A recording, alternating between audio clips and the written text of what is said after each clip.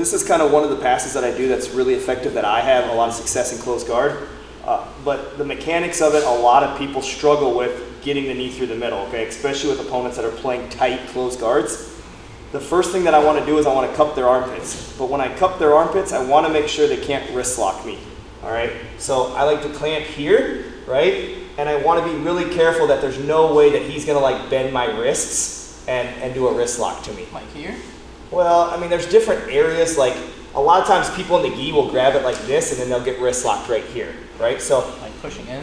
Right, like they'll fold my wrist and they'll like sit up and they'll get this wrist clamped in here or here. So you just want to be really aware of your wrists anytime you do these passes. So with this, I feel like it's really safe. All right, but the key here is to make sure that my elbows stay clamped to his body so he can't underhook my arms. All right, now, as soon as I do this, either people are, when I put my chest down, people are either going to go high with their guard, right, or they're going to know what I'm going to do and they're going to stay low with their guard. All right, but I want to get the guard as high as possible. So I like to step back and then I like to get my chest down and stay as low as I can and tight as I can. All right, now, I used to just step up and try to put my knee through the middle. The problem is people were like immediately grabbing my foot or offsetting their hips so that they could stop that immediately. So then I kind of like started to bait the one side and then pop it through the other side. What you want to do is really drill the mechanics of getting the knee through, like as many times as possible. You know, preferably 1,000 times will be a really good, comfortable a number to probably get confident enough to put the knee through the middle. So once I'm here, right, if my opponent's taller, I'll go to the rib cage. But if my opponent's about my size, then I stay here and I clamp on. Now when I step up, right, I'm going to step up and I keep my hand here so he can't reach that foot. All right, now as soon as I do and I pop up, the knee comes right through the middle. All right, and that's the drill that I want to do. So we'll get the angle like right under here, right? Drill that where you step up and then come through every time. So keep the guard closed. Step back, pull the chest down so it opens his legs. Step. Every time, right? Yeah, hit him in the nuts a few times. All right. Step.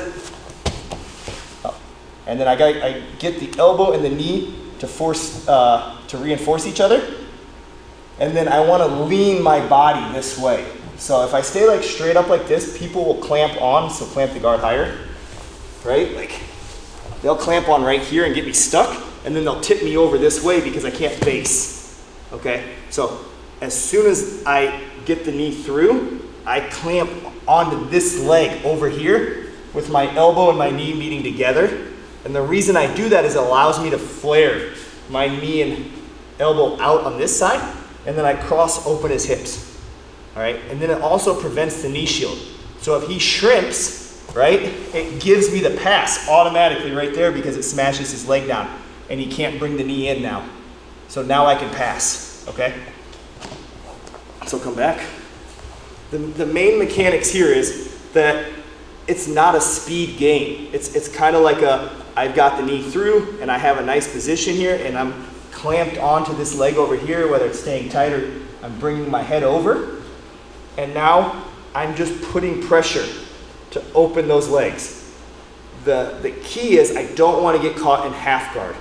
All right, I hate being caught in half guard. So as soon as this knee hits the mat, this leg is going to come in and it's going to windshield wiper across. So if you just circle to the back. So think about it like this, okay? The first drill is getting the knee in. The second drill is going to be popping this foot over so you don't get caught half guard. When I'm here, I'm going to go as slow as possible. I'm going to cut down, right, and over so that I catch the foot right here. And then he feels like he almost has half guard.